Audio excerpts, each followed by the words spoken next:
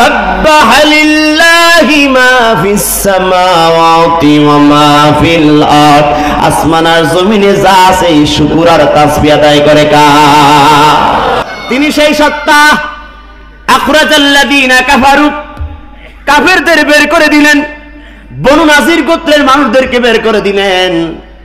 ওই ব্যাংকার টাইপের ঘর, গাছপালা দিয়ে ঘেরা জায়গা, সেফ জোনে থাকা, সশস্ত্র বাহিনী, ক্ষমতাওয়ালা দল। আল্লাহ বলে চল, আর থাকার কোনো কায়দা নাই। ওই জায়গা থেকে বের করছে একজন, বলুন তো তিনি কে? আর আসতে। সুতরাং ও বাংলার মুসলমান, আন্দোলন দিয়া, মিটিং দিয়া, সমাবেশ দিয়া, হরতাল লাগায়া, যাত্রাপালা দিয়া, কোনো কায়দা দিয়া কাউকে হটানো যায় না, দূর সরানো যায় না। আমার আল্লাহ যদি আসমান থেকে না সরায়, কোনো বান্দা সরাইতে পারে না। 16 আনা কৃতিত্ব কার? 16 আনা কৃতিত্ব কার? নবী আমার। এই বনু নাজির গোত্র শক্তিশালী, এরা ক্ষমতাধরী, এরা অস্ত্রধারী মানুষ। এদেরকে আপনাদের সাহাবাদের আন্দোলনে এরা যায় নাই, বরং আসমান থেকে সাহায্য করে ওদেরকে উৎখাত করেছে জমিন থেকে একজন, বলুন তিনি কে? সে কথাই আল্লাহ বলছেন, হুয়াল্লাযী আখরাজাল্লাযীনা কাফারু মিন আহলিল কিতাবি মিন দিয়ারিহিম লিআওয়ালিল হাস। তারা একসাথে গেছে, জমবেত হয়ে গেছেন। হাসর শব্দ দ্বারা আল্লাহ বুঝায় তারা একসাথে বনু নাজির গোত্রের মানুষ পালায়ে গেছে। আল্লাহু আকবার কোন। কয় জায়গায় গেছেন? তাফসীর সাক্ষী, 2 জায়গায় তারা চলে গেছে পালায়া। এক জায়গা সিরিয়া, আর এক জায়গা হলো খায়বার। বাংলাদেশেও তারা পালায় গেছে, এক জায়গা মামুর দেশ, আর এক জায়গা বেগমপাড়া। মা জনাম তুমাইয়া খরজু, আন্দোলন করে যারা, ধারণা করেছিলেন তারা।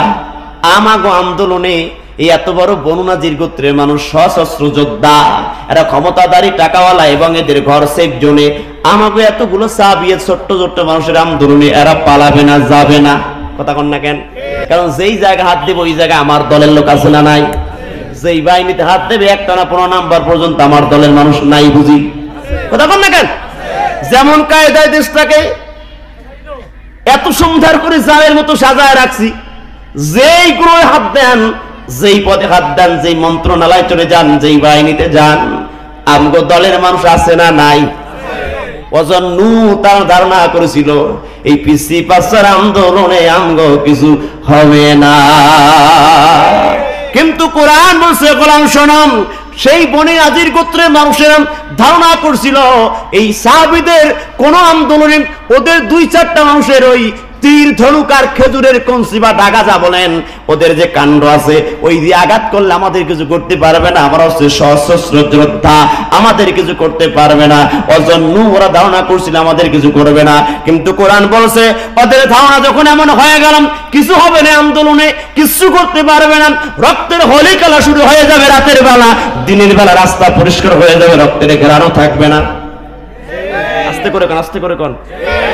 আন্নাহুম মানিয়াতুহুম হুসুনুহুম মিনাল্লাহ।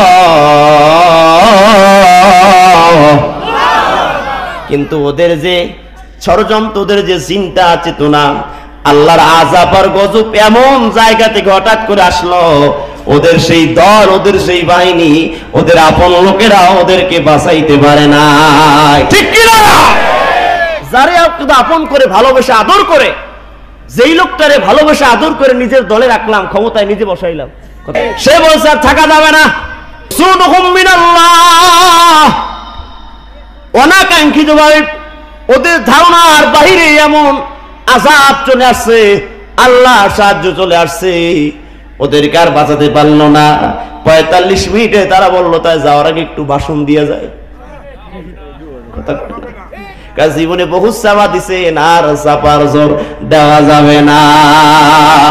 ইমানদারের মাঝে করবেন দামি যতন, সময় মতো খাইবে ধরা, সারা পাইবে না তো।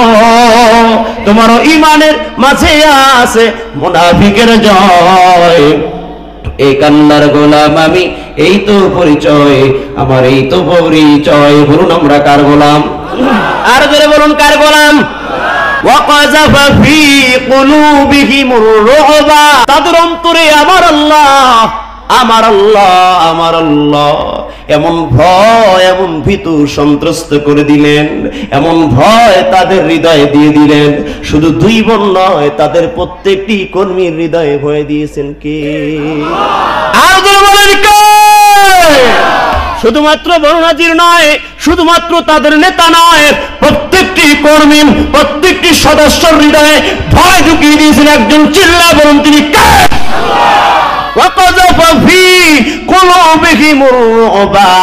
যারা পুরো দেশটাকে ভয়ের রাজ্য বানিয়েছিল, যারা পুরো দেশটাকে ভয়ের রাজ্য বানিয়েছিল, ফেসবুকেও কিছু লেখা যায় নাই, আটকায় দিয়েছিল। মামলা, তথ্য সন্ত্রাসের মামলা দিয়ে, তথ্যের আইন দিয়ে আটকায় জেলে ঢুকাইছিল। কোরআনের পাখির ভ্রমপার্ক লেখা যায় না, জানা যায় গিয়েও শান্তি পাওয়া যায় না, সেখানে গিয়ে মামলাকে দেওয়ায়, সেখানে গিয়ে রক্ত ঝরায় আসতে হয়। যারা প্রত্যেকটা মানুষের হৃদয় ভীতু সন্ত্রস্ত করেছিল, আয়না করে ঢুকিয়েছিলেন, জুলুম করেছিলেন, জেলের ভিতরে ঢুকিয়েছিল, ঠিক সেই মানুষদের অন্তরের ভিতরে, দিলের ভিতরে ভয় আর ভীতি তৈরি করেছেন একজন। চিল্লে বলুন বাংলার মুসলমান তিনি কি?